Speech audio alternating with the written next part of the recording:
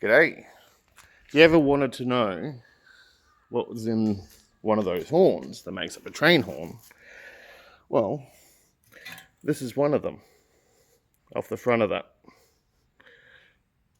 Take your bolts out. Lift off your top diaphragm cover. Then inside is a metal plate diaphragm with a weight in it that's designed to make it resonate back and forth. The air goes in here, into this cavity here, vibrates, goes straight down there, and that's it.